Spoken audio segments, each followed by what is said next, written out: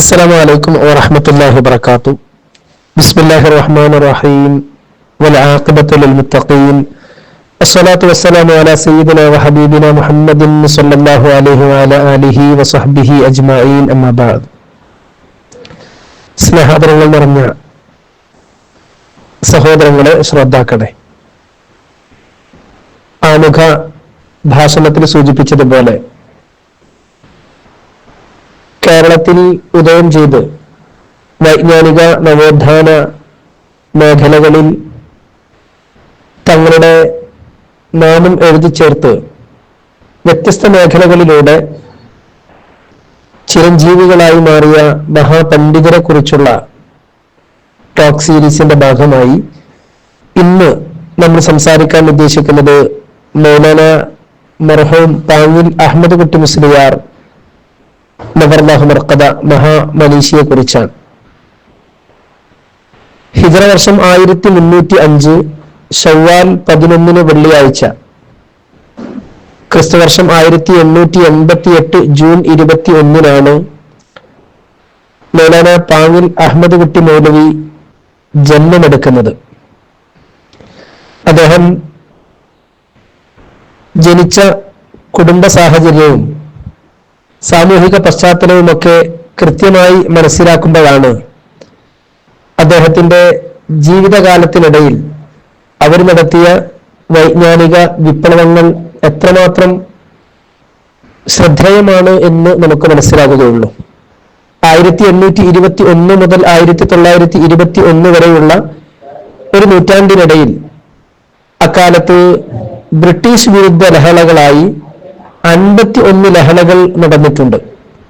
അതിൽ തന്നെ 1836 1853 ഇടയിൽ 18 വർഷം കൊണ്ട് 22 കലാപങ്ങൾ സംഭവിക്കുകയും ആ കലാപങ്ങളുടെ ബാക്കി പത്രമായി ഇവിടെ ജീവിച്ചിരുന്ന മലബാറിലെ ഒരുപാട് പാവപ്പെട്ട ആളുകളെ നാടുകടത്തുകയും ഒരുപാട് ക്രൂരമായ അക്രമങ്ങൾക്ക് വിധേയമാക്കുകയും ചെയ്ത് പൂർണ്ണമായി അന്ന് ഇവിടെ ഉണ്ടായിരുന്ന ആളുകളെ നിഷ്കാസനം ചെയ്യാനുള്ള ഒരുപാട് പ്രവർത്തനങ്ങൾ നടന്ന ഒരു സാഹചര്യമായിരുന്നു. ഈ കലാപങ്ങളുടെ ഒരു അവസാന ഘട്ടം എന്നതുപോലെയാണ് 1921 മലബാർ ലഹളയെ നമുക്ക് കാണാൻ സാധിക്കുന്നത്. ഈ കലാപങ്ങൾ നടക്കുന്ന 1821 1921 ഇടയിൽ 1888 മൗലവി ജനിക്കുന്നത്. തീർത്തും മതകീയ ചുറ്റുപാടിൽ ജീവിച്ചിരുന്ന ഒരു കർഷക കുടുംബത്തിൽ അദ്ദേഹം ജനിക്കുകയും മാതാപിതാക്കളിൽ നിന്ന്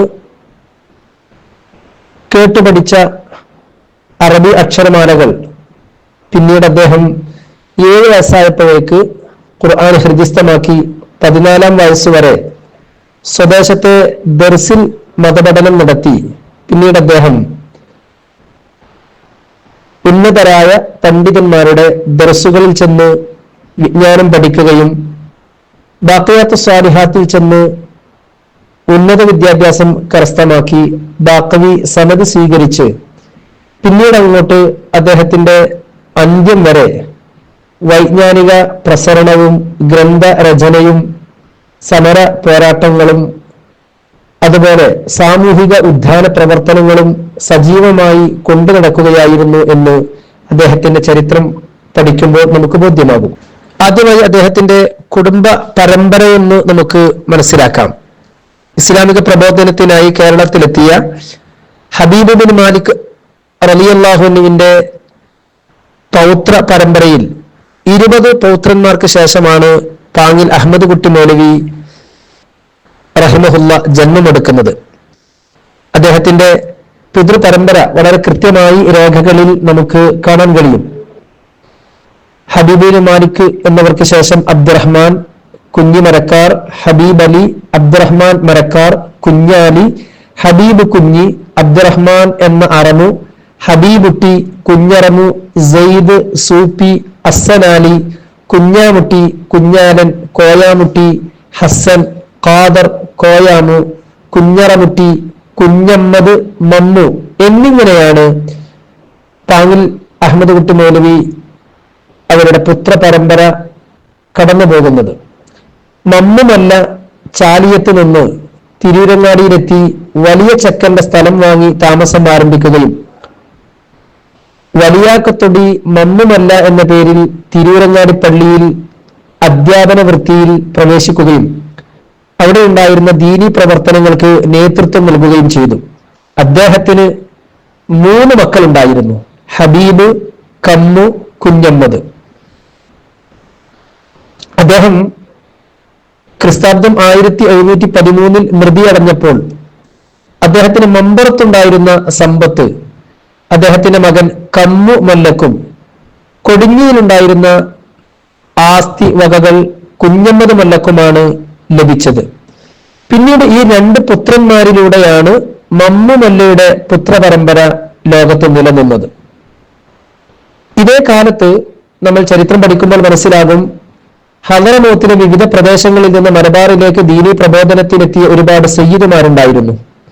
സയ്യിദ് ഹാമിദ് തങ്ങളും സയ്യിദ് ജിഫ്രിയും ഇരുവരും കോഴിക്കോടാണ് എത്തിയത്. കോഴിക്കോടെത്തിയ സയ്യിദ് ജിഫ്രി അല്പകാലത്തെ താമസത്തിന് ശേഷം തിരൂരങ്ങാടിയിലെത്തി ദഅവി പ്രവർത്തനങ്ങൾക്ക് നേതൃത്വം നൽകി.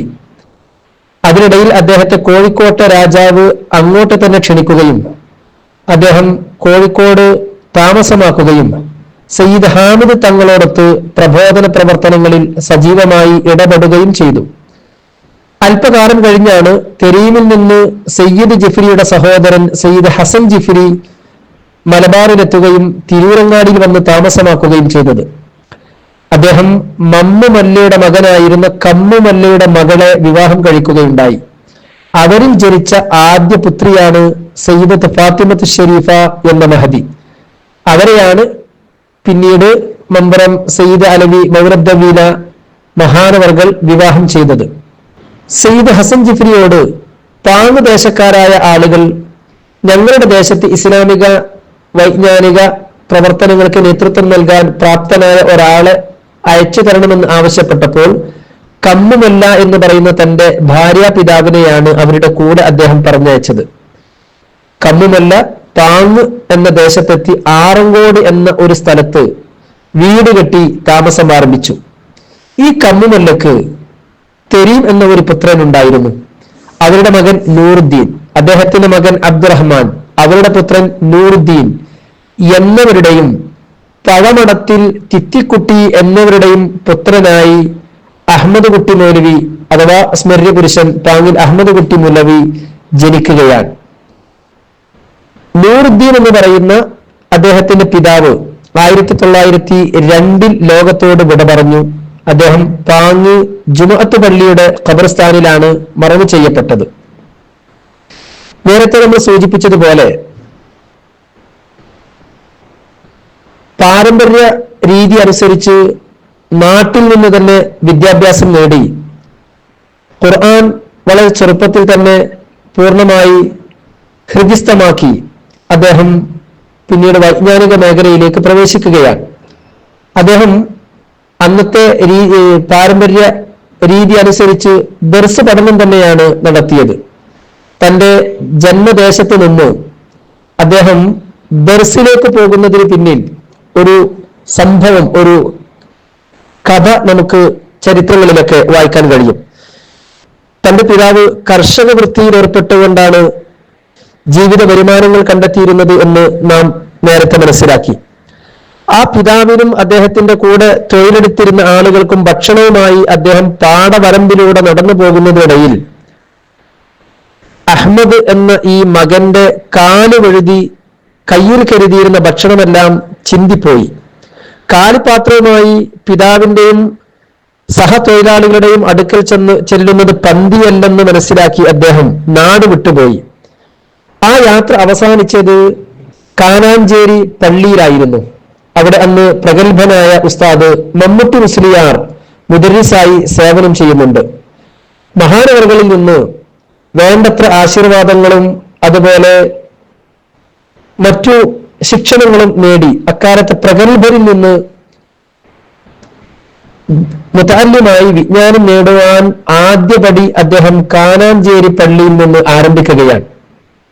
പിന്നീട് അദ്ദേഹത്തിന്റെ ഗുരുപരമ്പരയിൽ മഹാമനീഷികളെയാണ് നമുക്ക് കാണാൻ സാധിക്കുന്നത്.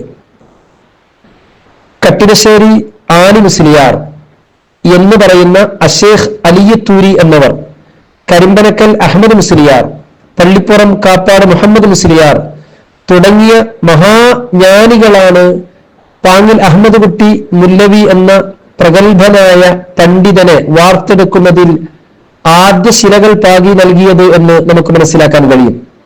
ഇവരിൽ നിന്നൊക്കെ വിജ്ഞാനം നേടിയതിനു ശേഷമാണ് അഹമ്മദ് കുട്ടി മുല്ലവി വെല്ലൂരിലേക്ക് പഠനത്തിന് വേണ്ടി പോകുന്നത്. വെല്ലൂരിൽ തന്നെ അദ്ദേഹം 2 സ്ഥാപനങ്ങളിൽ ചേർന്ന് പഠിച്ചിട്ടുണ്ട് എന്ന് ചരിത്രത്തിൽ കാണാം. വെല്ലൂർ ബാഖിയാത്തു സ്വാലിഹാത്തിന്റെ ബാനി മുഖറം ഷാഹ് അബ്ദുൽ വഹാബ് ഹസ്രത്ത്, അബ്ദുൽ ജബ്ബാർ ഹസ്രത്ത്, അബ്ദുൽ ഖാദിർ ഷാഹ് ബാദ്ഷാഹ് ഹസ്രത്ത് തുടങ്ങി സൂഫികളും വിജ്ഞരുമായ മഹാമഹത്തുക്കളാണ് അദ്ദേഹത്തിന് തർബിയത്തും തഅലീമും നൽകി ബാഖിയാത്തിൽ അദ്ദേഹത്തെ പഠിപ്പിച്ചത്. അതിനുശേഷം വെല്ലൂരിൽ തന്നെയുള്ള ലത്തീഫിയ അറബി കോളേജിൽ അദ്ദേഹം ചേരുകയുണ്ടായി. അവിടെ വെച്ച് മുഹമ്മദ് ഹുസൈൻ ഖാൻ എന്ന ഫാരിസ് ഖാൻ, അതുപോലെ ഷെയ്ഖ് അബ്ദുറഹീം ഹസ്രത്ത് എന്നിവരുടെ ശിക്ഷണത്തിൽ അദ്ദേഹം പഠിച്ചുയർന്നു. 1912 മതജ്ഞാന ഗ്രന്ഥങ്ങളിലും അതുപോലെ അറബി, ഉറുദു, തമിഴ്, പേർഷ്യൻ 4 ഭാഷകളിലും നൈപുണി നേടി ബിരുദധാരിയായി അദ്ദേഹം നാട്ടിലേക്ക് തിരിച്ചു. പിന്നീട് അദ്ദേഹം അന്നത്തെ രീതി അനുസരിച്ച് 1912 നാട്ടിലെത്തിയത് മുതൽ സ്വന്തം ദേശത്ത് അദ്ദേഹം മുദരിസായി സേവനം ആരംഭിക്കുകയാണ്. സ്വദേശത്തെ പള്ളിയിൽ അധ്യാപക സേവനം ആരംഭിച്ച് 1915 മുതൽ, അഥവാ നാട്ടിൽ 3 വർഷം മുദരിസായി സേവനം ചെയ്തു. ശേഷം 1915 മുതൽ മണ്ണാർക്കാട് മഅദിനുൽ ഉലൂം എന്ന സ്ഥാപനത്തിൽ സേവനം തുടർന്നു. അത് 1921 വരെയാണ് ആ സേവനം ഉണ്ടായിരുന്നത്. അതിനുശേഷം താനൂർ വലിയ കുളങ്ങര പള്ളിയിലെ ചീഫ് മുദരിസായി ക്ഷണിക്കപ്പെടുന്നത് വരെ മണ്ണാർക്കാടാണ് അദ്ദേഹം മുദരിസായി അധ്യാപകനായി സേവനം ചെയ്തിരുന്നത്. പിന്നീട് പാങ്ങിൽ അഹമ്മദ് കുട്ടി മുസ്ലിയാരുടെ എല്ലാ വൈജ്ഞാനിക, സാമൂഹിക, വിദ്യാഭ്യാസ പ്രവർത്തനങ്ങളും താനൂർ കേന്ദ്രീകരിച്ചായിരുന്നു എന്ന് നമുക്ക് മനസ്സിലാക്കാൻ കഴിയും. 1912 മുതൽ ആരംഭിച്ച അദ്ദേഹത്തിന്റെ അധ്യാപന കാലത്തിനിടയിൽ മഹാപ്രതിഭകളായ ശിഷ്യഗണങ്ങളെ അദ്ദേഹത്തിന് വാർത്തെടുക്കുവാൻ അവസരം കിട്ടിയിട്ടുണ്ട്. താഴക്കോട് കുഞ്ഞലവി മുസ്ലിയാർ, കാപ്പാട് കുഞ്ഞഹമ്മദ് മുസ്ലിയാർ, ഇരുമ്പാലശ്ശേരി കുഞ്ഞഹമ്മദ് മുസ്ലിയാർ, അബ്ദുൽ ഖാദിർ ഫൽഫരി, കരിങ്കപ്പാറ മുഹമ്മദ് മുസ്ലിയാർ, നിറമരുതൂർ ബീരാൻകുട്ടി മുസ്ലിയാർ, വെള്ളിയാമ്പുറം സൈദലവി മുസ്ലിയാർ, ഓമച്ചപ്പുഴ അൽഹാഫിൽ അബൂബക്കർ കുട്ടി മുസ്ലിയാർ തുടങ്ങി കേരളം ദർശിച്ച അദ്വിതീയ പ്രതിഭകൾ ആ ശിഷ്യ ശൃംഖലയിൽ ഏതാനും ചില വ്യക്തികളാണെന്ന് നമുക്ക് മനസ്സിലാക്കാൻ കഴിയും. ഇങ്ങനെയുള്ള മഹാമനീഷികളെയാണ്, പണ്ഡിത പ്രതിഭകളാണ് പാങ്ങിൽ അഹമ്മദ് കുട്ടി മുസ്ലിയാരുടെ ജ്ഞാനപ്രസരണ യാത്രയിൽ അദ്ദേഹം സമൂഹത്തിന് സമർപ്പിച്ചത്. ഒരു പണ്ഡിതൻ ജീവിച്ചു എന്നതിന്റെ ഏറ്റവും വലിയ അടയാളം അദ്ദേഹത്തിന്റെ പ്രധാന ശേഷിപ്പുകൾ രചനകൾ തന്നെയാണ്.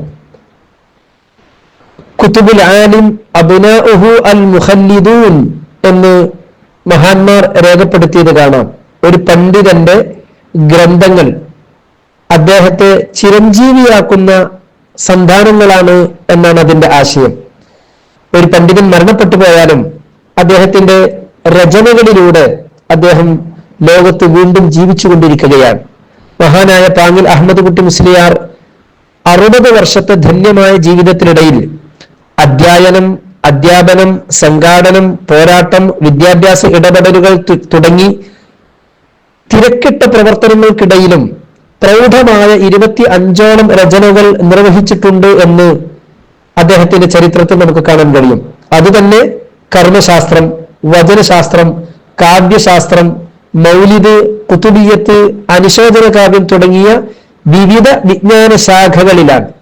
ഈ ശാഖകളിൽ രചിക്കപ്പെട്ട ഓരോ ഗ്രന്ഥങ്ങളും ആ ശാഖയിലെ ആധികാരിക ഗ്രന്ഥങ്ങളാണ്, റഫറൻസുകളാണ് എന്നും നമ്മൾ പ്രത്യേകം മനസ്സിലാക്കേണ്ടതുണ്ട്.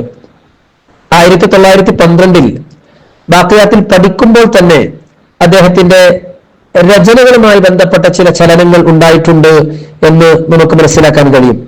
കാരണം ബാഖിയാത്തിലെ ലൈബ്രറിയിലൊക്കെ ചെന്നിരുന്ന് ഗ്രന്ഥപാരായണം നടത്തുന്നതോടൊപ്പം കുറിപ്പുകൾ തയ്യാറാക്കുകയും കിതാബുകളിൽ അനുബന്ധങ്ങൾ അഥവാ തഅലീഖാത്തുകൾ ചേർത്ത് എഴുതുകയും ശീലമാക്കിയിരുന്ന അദ്ദേഹം ഓരോ രചനകളും സർവ്വ വിഷയങ്ങളിലും അദ്ദേഹത്തിനുണ്ടായിരുന്ന അഗാധമായ ജ്ഞാനവും അറബി ഭാഷയിലെ നൈപുണ്യവും അതുപോലെ വിഷയസമർത്ഥനത്തിൽ അദ്ദേഹത്തിനുണ്ടായിരുന്ന അദ്വിതീയമായ മികവും ഒക്കെ വിളിച്ചോതുന്ന ഉത്തമ കൃതികളാണ്.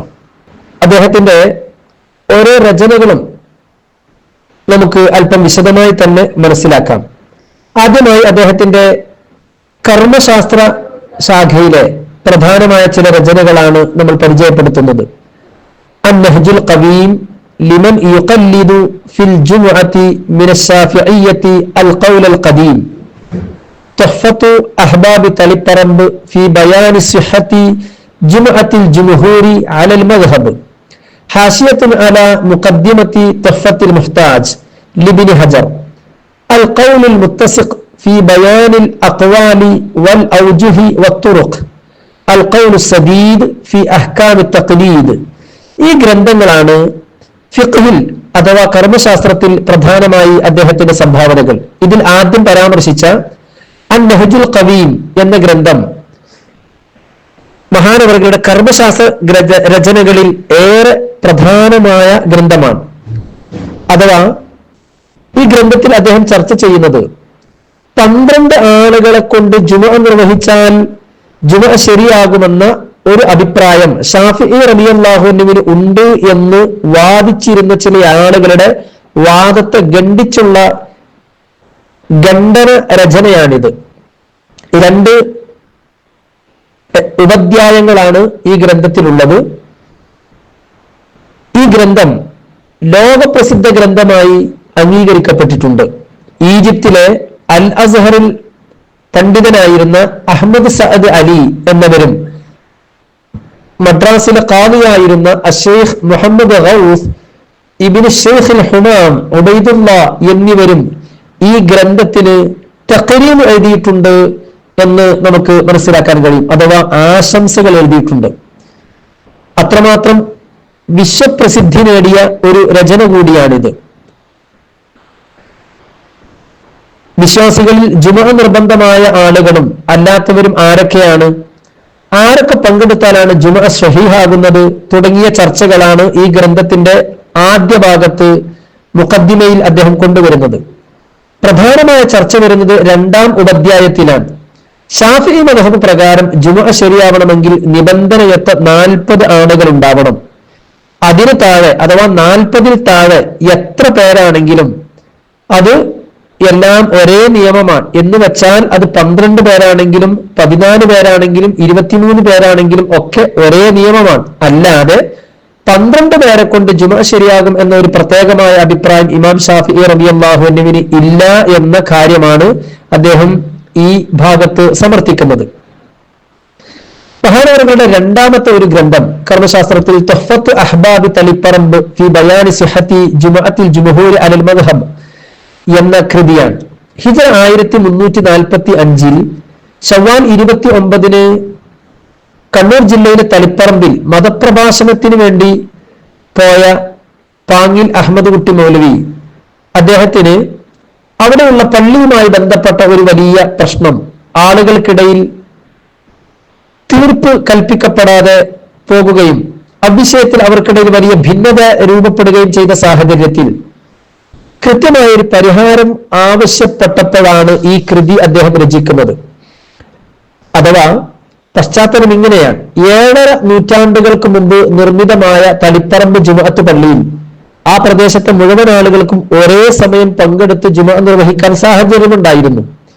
ഈ ഒരു സാഹചര്യം നിലനിൽക്കെ തന്നെ അവിടെ ഉണ്ടായിരുന്ന ചില ആളുകൾ ഒരു പുതിയ പള്ളി നിർമ്മിക്കുകയും ആ ചെറിയ പള്ളിയിൽ ജുമ ആരംഭിക്കുകയും പഴയ പള്ളിയിൽ ജുമ ആരംഭിക്കുന്നതിന് മുമ്പ് പുതിയ ജുമ തുടങ്ങി പഴയ പള്ളിയിലെ ജുമ ശരിയാകില്ലെന്ന് പ്രചരിപ്പിക്കുകയും ചെയ്തു.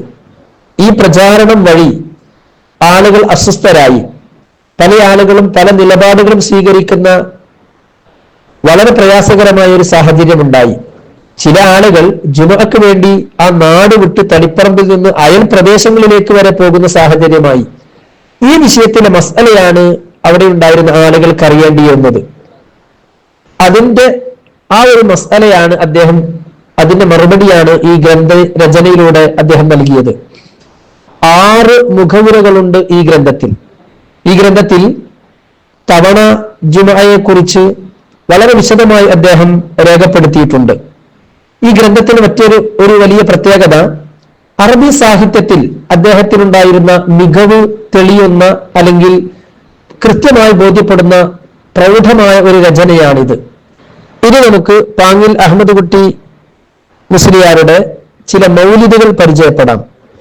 മവാഹിബുൽ ജലീൽ ഫി മനാഖിബ് സയ്യിദ് മുഹമ്മദ് ജമലുൽ ലൈൽ, അൽ മൻഹലുർ റവി ഫി മനാഖിബ് സയ്യിദ് അഹ്മദ് അൽ ബദവി, അന്നഫഹാത്തുൽ ജലീല ഫി മനാഖിബിൽ ഗൗസ് അസ്സയ്യിദ് അലവി മൗലദ് ദവീല അൽ മൻഫറമി, അൽ ഫൈലുൽ മുൻജി ഫി മനാഖിബ് സയ്യിദ് ഹുസൈൻ അൽ കൊടിഞ്ചി, അത്തുഹ്ഫത്തുർ റബീഇയ്യ ഫി മദ്ഹി ഖൈറിൽ ബരിയ. ഇവയാണ് പാങ്ങിൽ ഉസ്താദിന്റെ മൗലിദ് കാവ്യരചനകൾ. അത്തുഹ്ഫത്തുർ റബീഇയ്യ ഫി മദ്ഹി ഖൈറിൽ ബരിയ വതാരീഖി മുഅ്ജിസാതിഹിൽ ബഹിയത്തിൽ ആലിയ അലാ ജമീഇ ഖൽഖിഹിൽ ജലിയ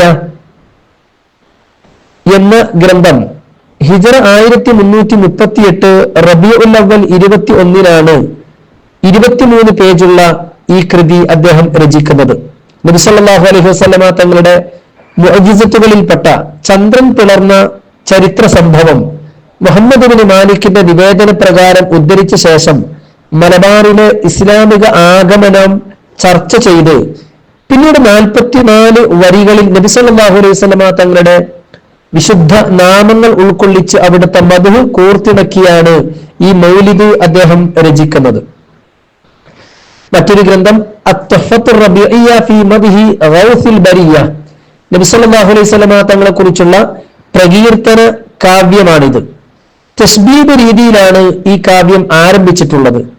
34 വരികൾക്ക് ശേഷം നബി സല്ലല്ലാഹു അലൈഹി വസല്ലമ തങ്ങളുടെ മദ്ഹ് ആരംഭിക്കുകയാണ്. തശ്ബീബ് എന്ന് പറഞ്ഞാൽ ആദ്യം ഒരു കാമുകിയെ അല്ലെങ്കിൽ ഒരു സ്ത്രീയെ സങ്കല്പിച്ചുകൊണ്ട് അവരോടുള്ള സ്നേഹവും അനുരാഗവും ഒക്കെ കവിതയിൽ പ്രകടിപ്പിച്ചുകൊണ്ട് പിന്നീട് പ്രധാന വിഷയമായ മുത്തുനബി സല്ലല്ലാഹു അലൈഹി വസല്ലമ തങ്ങളുടെ മദ്ഹ് പറയുന്ന അറബി സാഹിത്യ കാവ്യരചനയിൽ അറബികൾ സ്വീകരിച്ചിരുന്ന ഒരു ശൈലിയാണ്. അതേ ശൈലി സ്വീകരിച്ചുകൊണ്ടാണ് ഈ ഗ്രന്ഥം മഹാനായ പാങ്ങിൽ ഉസ്താദ് രചിക്കുന്നത്. നബി സല്ലല്ലാഹു അലൈഹി വസല്ലമ തങ്ങൾ ജനിച്ച തിങ്കളാഴ്ച ദിവസമാണ് ഏറ്റവും ശ്രേഷ്ഠമേറിയ ദിനമെന്നും അനുരാഗത്തിന്റെ ഭാഗമായി ആ ദിവസം വിശ്വാസികൾ ചെയ്യുന്ന എല്ലാ കർമ്മങ്ങളും പുണ്യപ്രവർത്തനമാണെന്നും എല്ലാ വർഷവും ഇത് തുടരണമെന്നും ജനങ്ങളെ അദ്ദേഹം ഈ കൃതിയിലൂടെ ഉത്ബോധിപ്പിക്കുന്നുണ്ട്. 86 വരികളാണ് അത്തുഹ്ഫത്തുർ റബീഇയ്യ ഫി മദ്ഹി ഗൗസിൽ ബരിയ എന്ന മദ്ഹ് കൃതിയിൽ അദ്ദേഹം രചിച്ചിട്ടുള്ളത്. അൽ ഖസീദത്തുൽ ഖുതുബിയ്യ ഫി മദ്ഹി ഗൗസിൽ ബരിയ, പാങ്ങിൽ അഹമ്മദ് കുട്ടി മുസ്ലിയാർ രചിച്ച ഖുതുബിയത്തുകളുടെ കൂട്ടത്തിൽ അതിപ്രധാന രചനയാണിത്. ഈ ഖുതുബിയത്ത് എങ്ങനെയാണ് പാരായണം ചെയ്യേണ്ടത് എന്ന് പോലും മഹാനവർകൾ കൃത്യമായി രേഖപ്പെടുത്തുന്നുണ്ട്. 3 വിധത്തിൽ ഈ ഖുതുബിയത്ത് പാരായണം ചെയ്യാവുന്നതാണ്. ഒന്ന്, അദ്ദേഹം പറയുന്നു, ശുദ്ധമായ ഒരു സ്ഥലത്തിരുന്ന് പൂർണ്ണ വൃത്തിയോടെ വുളുഓടുകൂടി ഖിബിലയിലേക്ക് തിരിഞ്ഞ് ഖളാഉൽ ഹാജത്തിന് വേണ്ടി ആദ്യാന്തം ഒരു തവണ ചൊല്ലിത്തീർക്കുക എന്ന രീതിയാണ്. രണ്ടാമത്തെ രീതി, ജീവിതത്തിലുണ്ടാകുന്ന വലിയ പ്രതിസന്ധി ഘട്ടങ്ങളിൽ ഇടയിൽ ഒരിക്കലും അന്യ വിഷയങ്ങൾ സംസാരിക്കാതെ ഈ ഖുതുബിയത്തിന്റെ ആരംഭം മുതൽ ചൊല്ലിത്തുടങ്ങി ഫമയൂനാദി ബിസ്മി ബാസിൽ അഹ്മദി എന്ന് തുടങ്ങുന്ന വരി എത്തിയാൻ 12 റക്അത്ത് നിസ്കരിക്കണം. അതിൽ സൂറത്തുൽ കാഫിറൂനയും സൂറത്തുൽ ഇഖ്ലാസുമാണ് ഓതേണ്ടത്. ശേഷം 1000 തവണ അഷേഖ് അബ്ദുൽ ഖാദിർ ജീലാനി ഖദ്ദസല്ലാഹു സിറഹുൽ അസീസ് തങ്ങളെ വിളിച്ച് പ്രത്യേകം ദുആ ചെയ്യുക. ഇതാണ് രണ്ടാമത്തെ രീതി. മൂന്നാമത്തെ ഒരു രീതി, ഓരോ മാസവും 11-ാം രാവിൽ പതിവായി ചൊല്ലി തീർക്കുക.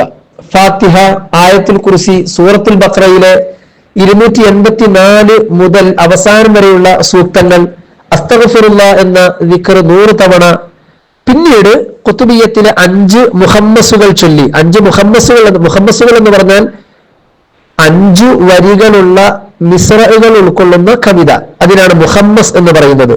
അത് ചൊല്ലി തഹ്ലീൽ 100 തവണയും അല്ലാഹ് എന്ന ദിക്ർ 100 തവണയും ഹു അല്ലാഹ് എന്ന ദിക്ർ 100 തവണയും ലാ ഇലാഹ ഇല്ലല്ലാഹുൽ ഹഖുൽ മുബീൻ മുഹമ്മദുർ റസൂലുള്ളാഹി സ്വാദിഖുൽ വഅദിൽ അമീൻ എന്ന് 100 തവണയും യാ ഹയ്യു യാ ഖയ്യൂം എന്നത് 100 തവണയും യാ അല്ലാഹ് യാ ദുൽ ജലാലി വൽ ഇക്റാം 100 തവണയും യാ റബ്ബ് യാ നൂർ യാ ഹഖ് യാ മുബീൻ 100 തവണയും അല്ലാഹുമ്മ സ്വല്ലി അലാ സയ്യിദിനാ മുഹമ്മദിൻ അദദ മാ ഫി ഇൽമില്ലാഹ് സ്വലാത്തൻ ദാഇമതൻ ബിദവാമി മുൽക്കില്ലാഹ് എന്ന സ്വലാത്ത് 100 തവണയും ചൊല്ലി ശേഷം ഈ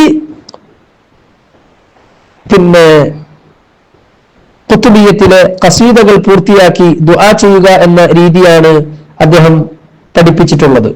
താങ്ങുൽ ഉസ്താദിന്റെ മറ്റൊരു രചനയാണ് താജുൽ വസാഇൽ ബിഖൈരിൽ അസാമി വൽ ഫവാദിൽ. മഹാന്മാരുടെ നാമങ്ങൾ കൊണ്ട് തവസ്സുൽ ചെയ്ത് ഇടതേടി പ്രാർത്ഥിക്കലാണിത്.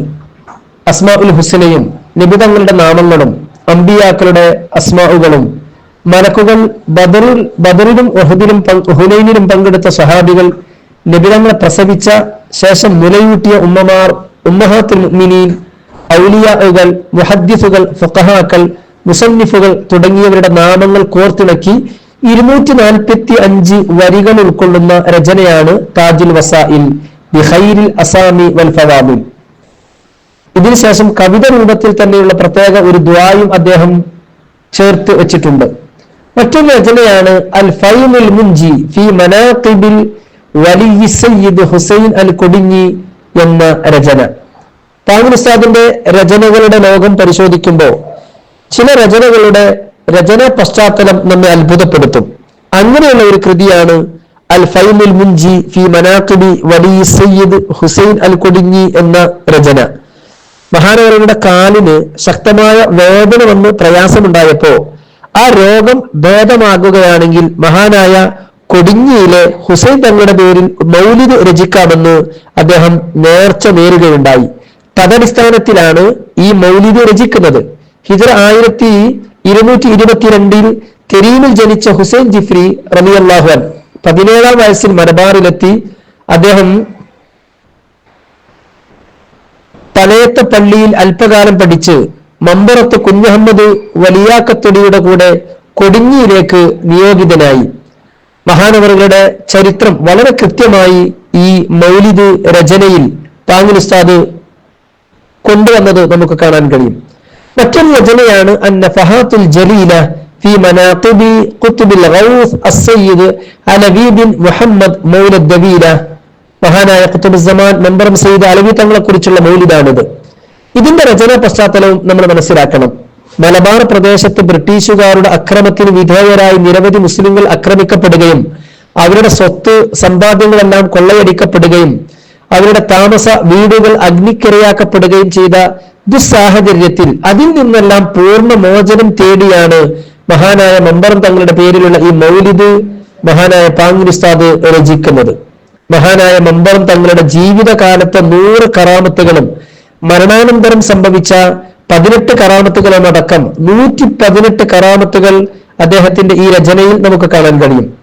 മവാഹിബുൽ ജലീൽ ഫി മനാഖിബി ഖുത്ബി സയ്യിദ് മുഹമ്മദ് ജമലുൽ ലൈൽ നസീൽ കടലുണ്ടി മിൻ ദിയാരി മലബാർ എന്ന മറ്റൊരു രചനയാണ് താങ്ങുൽ ഉസ്താദിന്റേത്. ഇന്തോനേഷ്യയിൽ ജനിച്ച് ഹിജ്റ വർഷം 1180 കടലുണ്ടിയിലെത്തിയ സയ്യിദ് ജമലുൽ ലൈൽ റളിയല്ലാഹു അൻഹു മഹാനവറുകളെ കുറിച്ചുള്ള രചനകളാണിത്.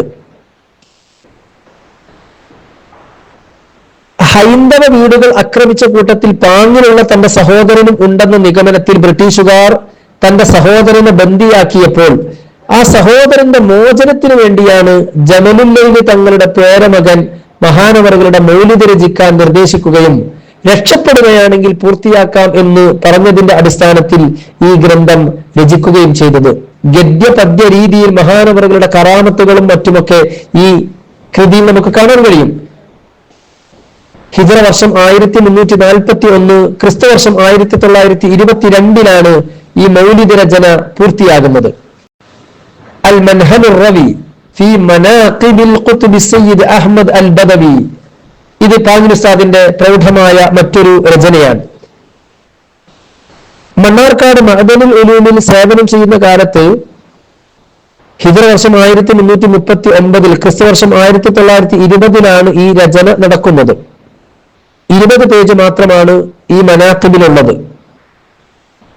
അതുപോലെ അദ്ദേഹത്തിന്റെ മറ്റു രചനകൾ ഇബ്രാസുൽ മുഹമ്മൽ ബിശർഹി നമി അലാഖാത്തിൽ മുർസൽ,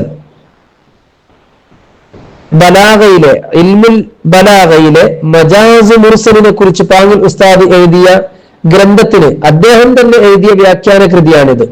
60 പേജാണ് ഈ രചന.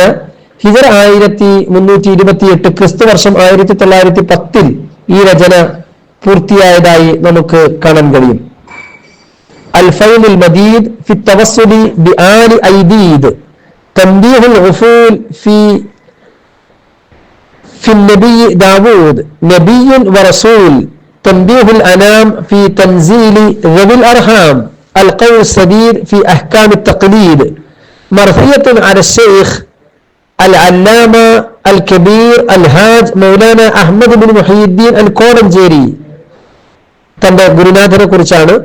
മർസിയത്തുൻ അല ഫാത്തിമുദ് ദഹർ അൽ ഗനി, മുഹയ്യിദ്ദീൻ കുട്ടി അൽ കല്ലടി എന്നിവ പാങ്ങിൽ ഉസ്താദിന്റെ മറ്റു ചില രചനകളായി നമുക്ക് കാണാൻ കഴിയും.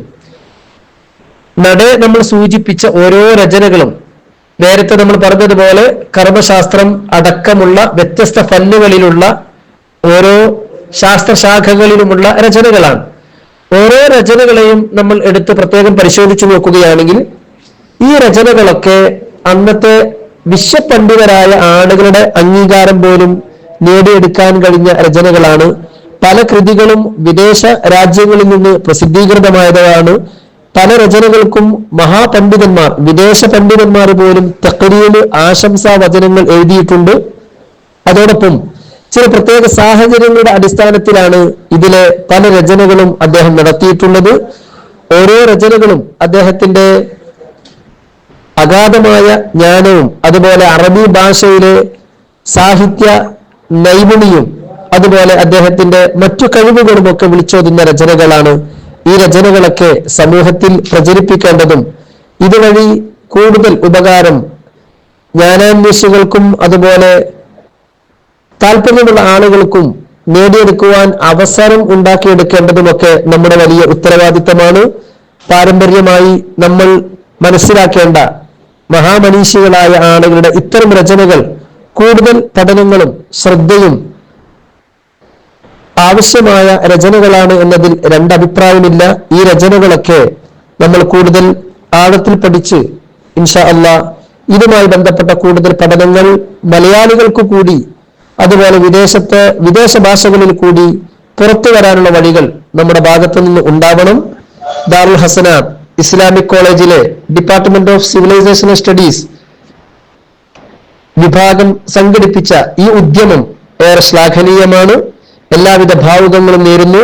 മഹാനായ പാങ്ങിൽ അഹമ്മദ് കുട്ടി മുസ്ലിയാരുടെ ജീവിതത്തിൽ നിന്ന് വലിയ സന്ദേശങ്ങൾ ഉൾക്കൊണ്ടുകൊണ്ട് ജീവിക്കുവാനും വൈജ്ഞാനിക മേഖലയിൽ കൂടുതൽ ഇടപെടലുകൾ നടത്തുവാനും നമുക്ക് അല്ലാഹു അവസരം നൽകട്ടെ എന്ന് പ്രാർത്ഥിച്ചുകൊണ്ട് അവസരം നൽകിയതിന് എല്ലാവിധ കടപ്പാടുകളും അറിയിച്ചുകൊണ്ട് വആഖിറു ദഅവതി അൽഹംദുലില്ലാഹി റബ്ബിൽ ആലമീൻ. അസ്സലാമു അലൈക്കും വറഹ്മത്തുള്ളാഹി വബറകാതുഹു.